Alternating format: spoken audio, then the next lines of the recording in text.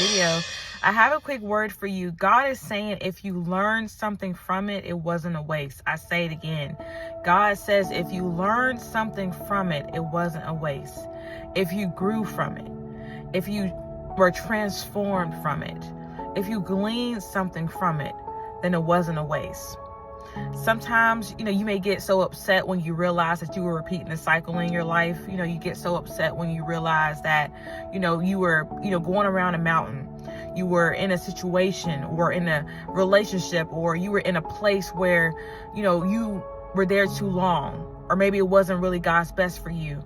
And when you finally wake up and God finally opens your eyes and you see the reality of what a situation is, it's easy to beat yourself up and say, man, why didn't I get that? Why didn't I understand that sooner? How was I able to fall for that again? How was I able to get pulled back into that cycle, into that web, into that trap? And God says, if you learned something from it, it wasn't a waste. You didn't waste your time. Okay, you did not. Now, mind you, you may have wasted some of your resources, right? You may have, you may tangibly, physically see that something, there was a loss. But God is saying that it was not a waste because you became better, you grew, and now you're able to move forward in your life and be able to testify, right, to God's goodness and his faithfulness. And you're able to see, okay, God brought me through this. So I just want to encourage some people today, like, don't beat yourself up, forgive yourself. A lot of times, we're in this cycle of life, and, God has us, going through tests and different trials and different tribulations.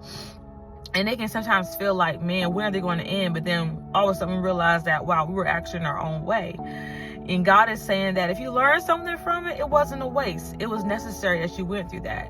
God is using that for a purpose. He's using that, as a processing mechanism, right? To train you, to build you up, to make you stronger, to give you more insights to his word.